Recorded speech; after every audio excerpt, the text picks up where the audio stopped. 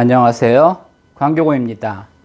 탄핵 그리고 헌법재판소 세 번째 영상입니다. 제가 작년 12월, 올 1월 초에 2개의 영상을 올려드린 적이 있습니다. 근데 오늘 이제 세 번째이자 이제 마지막으로 탄핵과 헌법재판소에 대해서 말씀을 드리면, 하여튼 제가 지난 1월에 예상한 대로 하여튼 탄핵이 인용이 됐습니다. 하여튼 작년 12월에 윤석열 대통령이 이제 탄핵소추가 됐고요. 하여튼 25년 4월 4일 오늘자로 인용이 됐습니다. 그러면 이제 대통령직에서 파면이 되는 겁니다. 원래 이제 헌법재판관 9명 중에서 6명 이상이 찬성하면 이제 인용이 되는데, 하여튼 당초 예상은 6대 2냐, 7대 1이냐, 5대 3이냐 여러 가지 얘기가 있었는데, 결국은 이제 재판관들끼리 합의를 해서 8대 0 만장일치로 이제 파면을 했습니다. 그거는 재판관들이 아마 고민이 많았겠죠. 이제 이견도 있었는데, 하여튼 결국은 국론 분열, 지금 국론이 엄청나게 분열되어 있는 상황이잖아요. 이런 상황에서 애매한 판단을 내리면 하여튼 내란 상황으로 갈 수도 있기 때문에 헌법재판관들이 하여튼 합의를 해서, 근데 6대 2나 7대 1이나 8대 0이나 결과는 같습니다. 그렇지만은 하여튼 헌법재판소가 확실한 결론을 내줌으로써 이제 국론 분열을 막겠다는 거죠. 그리고 하여튼 탄핵 인용의 이제 주요 이유는 계엄 상황이 아닌 상황에서 계엄을 선포했다는 거죠.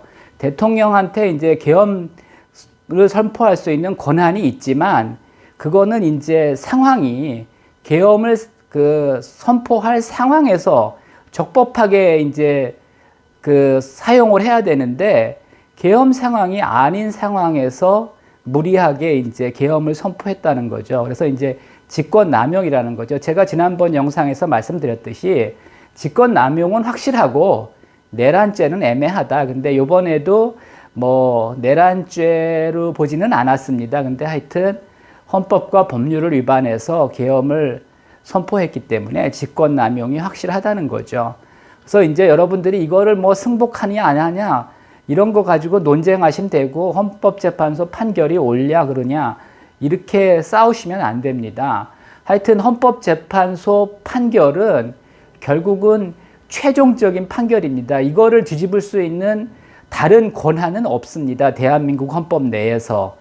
그래서 일단은 대통령 탄핵 인용을 우리 국민으로서는 이제 받아들여야 되고요. 내가 찬성하건 안 하건 그건 중요한 문제가 아니라, 이게 하여튼 최종적인 판단이기 때문에 윤석열 대통령도 승복할 수밖에 없고, 국민들도 결국 좀 시간이 걸리겠지만 승복할 수밖에 없습니다. 그러면 이제 대통령이 파면되면 어떻게 되느냐? 박근혜 대통령 때랑 똑같습니다. 60일 이내에 새 대통령을 선출하게 됩니다. 그러면 6월 3일까지 새 대통령을 선출해야 되는 거고요. 하여튼 대통령 선거일이 아마 6월 3일이 될 가능성이 높습니다.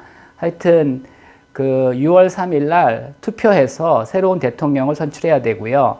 지금으로서는 선거를 잘해서 흠이 없는, 또 탄핵되는 대통령이 나오면 안 됩니다. 그리고 흠이 많은 사람이 대통령이 되면 또 이게 정쟁이 되고, 또 정쟁이 또 탄핵으로 이어질 수가 있습니다. 그래서 하여튼 국민들이 잘 판단해서 흠이 없는 새로운 대통령을 잘 선출하는 게 현재로서는 최선입니다.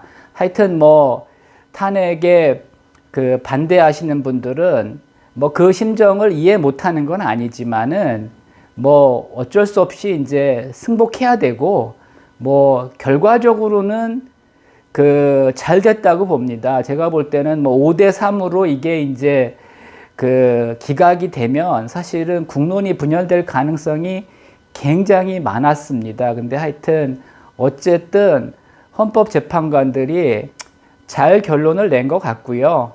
국민들은 하여튼 시간은 필요하겠지만은 승복하고 다음 대선을 잘 하는 게 최선이라고 생각합니다. 참고하시기 바랍니다.